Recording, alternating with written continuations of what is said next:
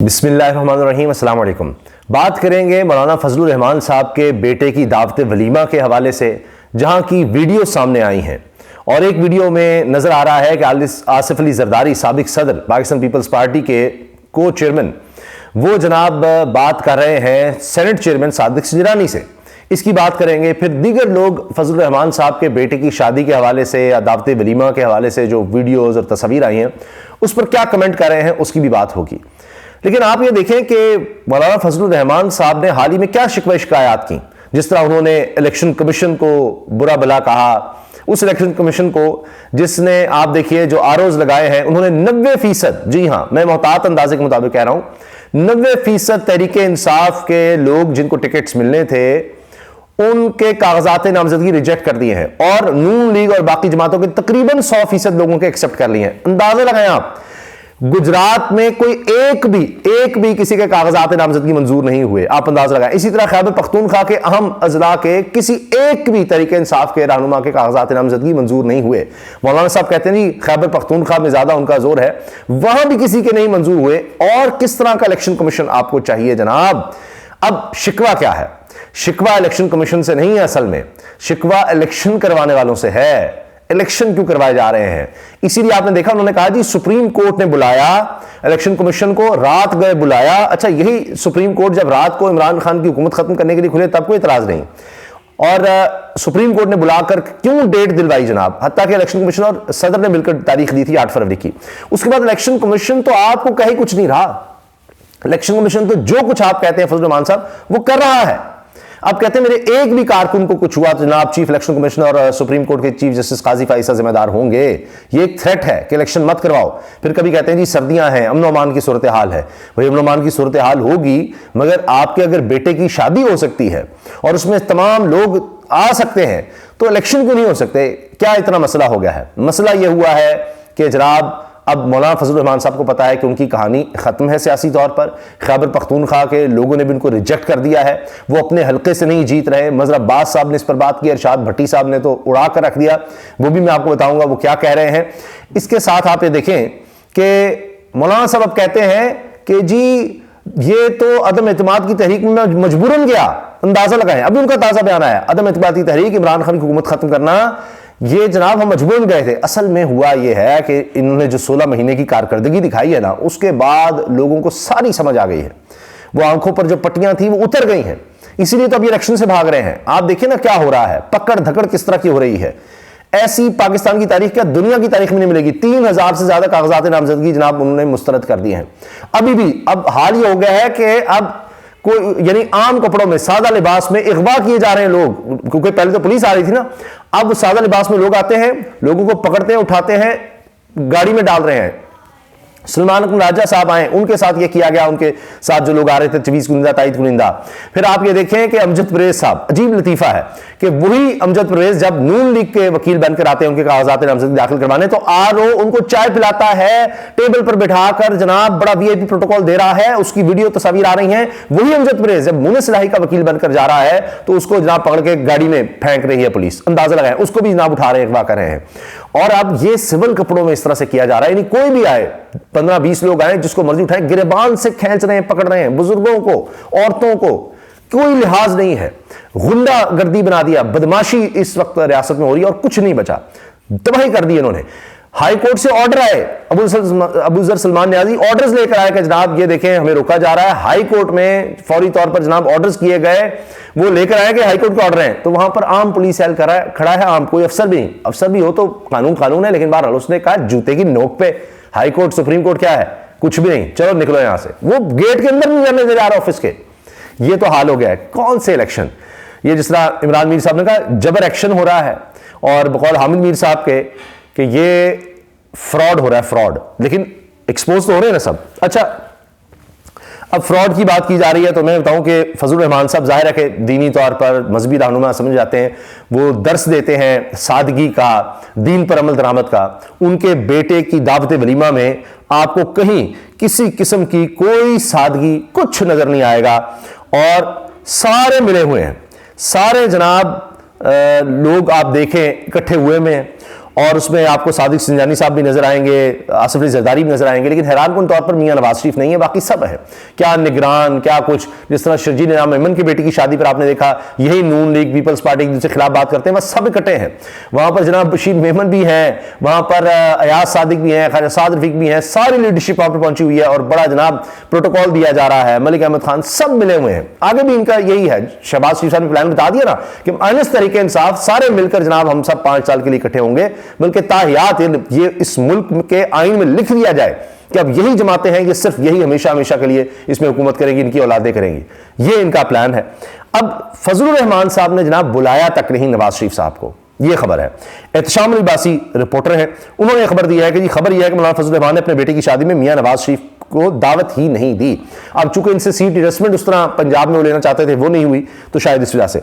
सलमान दुरानी साफी हैं, वो लिखते हैं फजलुर रहमान साहब के बेटे का अजीम शान वलीमा, इसमें मोहम्मद फैजान खान ने जो तस्वीर शेयर की हैं उसमें जाहिर है कि बड़ी लाइटिंग और बड़ा ज़बरदस्त इंतजाम किया हुआ है।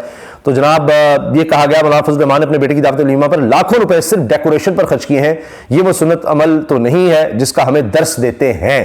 ये जनाब अब लोग लिख रहे हैं, लोग बात कर रहे हैं। अब आ जाइए वीडियो पर। इनको कोई फिक्र ही नहीं है कि लोगों के साथ क्या हो रहा है, चादर चार दीवार का तकद्दुस पामाल हो रहा है, ये कोई दीन पर अमल हो रहा है, ये जो कुछ किया जा रहा है, ये कोई पूछे मौलाना फजलुर रहमान साहब से।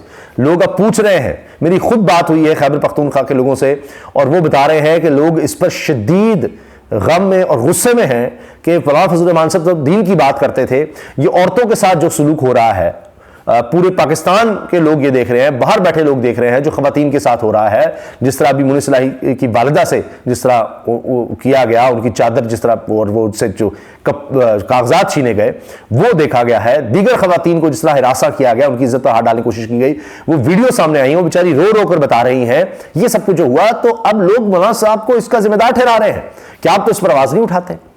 अच्छा, अब इसके साथ साथ आप देखें कि मौलाना साहब साथ बैठे नजर आ रहे हैं आसिफ जरदारी के, और जरदारी साहब क्या कह रहे हैं जरा जुमले सुनिएगा।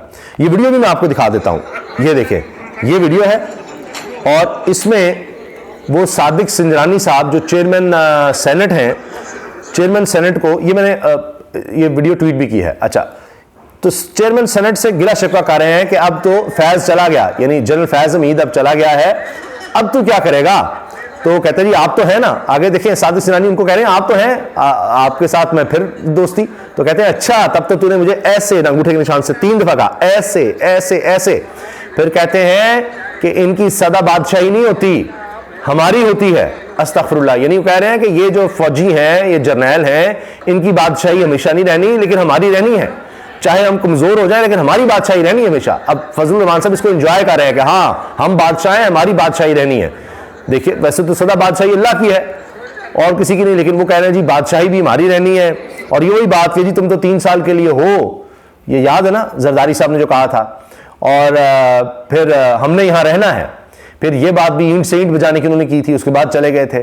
फिर ये बात भी जहन में रखिए कि इमरान खान साहब की हुकूमत गिराने से पहले उन्होंने खुद कहा खिताब करते हुए कि जी अब कहते हैं कोई फार्मूला लेकर आओ, तो हमने कहा पहले इसको हटाओ, इमरान खान की यानी छुट्टी कराओ, फिर उसके बाद देखेंगे। और वो हुआ, सिंध हाउस आपने देखा, उसमें मंडी लगी, जो कुछ हुआ सारे इकट्ठे थे और ये सब इकट्ठे हैं वहां बैठकर जनाब। अब ये गुफ्तगू हो रही है कि आगे क्या, इनको क्या कंपेन करने की जरूरत है, बैठने की जरूरत है, इनको तो सब कुछ प्लान के तहत चलने का एक मिलना है हुक्म और उसके मुताबिक वो चल रहे हैं, सब इकट्ठे हैं और यही है।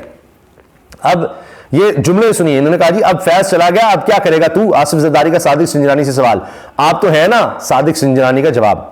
अब ये देखिए चेयरमैन सेनेट हो, निगरान वजीर आजम, सब वो आ रहे हैं, शादी में भी आ रहे हैं, सब मिले हुए हैं, सब ने एक दूसरे को जनाब वो प्रमोट करना है, सारा फार्मूला तय है। मगर मैं अर्ज करता हूं बार बार, बीच में रुकावट अवाम है, इसीलिए इलेक्शन से भाग रहे हैं, इसीलिए कागजात नामजदगी पहले छीने जा रहे थे, अब तजवीज़ कुंदा ताइद कुंदा को उठाया जा रहा है, उम्मीदवार को उठाया जा रहा है, गायब किया जा रहा है। अब तो जुर्रत भी आप देखें ना कि पुलिस की वर्दी की भी जरूरत नहीं है, गुंडे बुलाएं, आप क्या पता नकाब में हो, गुंडे बुलाएं 8-10 उनको उठा गए बस ले जाओ, कोई पुलिस की गाड़ी की भी जरूरत नहीं है, बस ले जाओ। ये हो रहा है, तमाम मनाजिर आप देखें कि इस वक्त आपको ये मिल जाएंगे मीडिया में, सोशल मीडिया भरा पड़ा है इनसे, हर शहर की ये कहानी है, हर जगह की ये कहानी है। अच्छा, आगे जरदारी साहब ने कहा मैं तो हूं, मेरे साथ तू करता रहा यूं यूं यूं, सियासत में सोचा कर, इनकी बादशाही हमेशा नहीं रहती, हमारी रहती है। तौबा अस्तगफिरुल्लाह। चाहे कोई कमजोर हो, आसिफ अली जरदारी का सादिक सिंजरानी से ये मुकालमा हुआ है। और मौलाना साहब वैसे तो बड़े बांटेंगे जनाब, ये बात हो गई, वो बड़े फतवे जारी कर देते हैं। अब इस वक्त वो खामोश रहे हैं और जनाब बड़ा अच्छा कि जी जरदारी साहब हाँ हमारी बादशाही रहती है। तो ये हुआ है और इस पर आप देखें लोग किस तरह के कमेंट्स कर रहे हैं, किस तरह की बातें कर रहे हैं, क्या क्या कह रहे हैं। मैं सिर्फ अपनी पोस्ट का हवाला दे देता हूं। अब इस पर ये फारूक हमीद खान साहब ने नीचे लिखा है, ये ब्रिगेडियर रिटायर्ड हैं और ये नैब में भी सर्व कर चुके हैं। और इन्होंने ये कहा है जनाब कि ये arrogance, तकब्बुर, wealth give you false notions of power and invincibility, anything any movement can bring anyone down। ये भी कह रहे हैं कि जनाब ये तो तकब्बुर है, कभी भी कुछ भी हो सकता है। अच्छा, फिर जनाब इसी तरह लोग कह रहे हैं जी कि ये कॉलोनियल माइंडसेट है, ये सैयद फैजुल हुदा कह रहे हैं। और वो कह रहे हैं जी हमें विजनरी लीडर की जरूरत है। ये इस वीडियो मौलाना फजलुर रहमान साहब की जो बेटे की शादी की वीडियो उसके नीचे कह रहे हैं अस्तगफिरुल्लाह, ये एक साहब कह रहे हैं अस्तगफिरुल्लाह, बादशाही हमेशा सिर्फ और सिर्फ अल्लाह की रहेगी।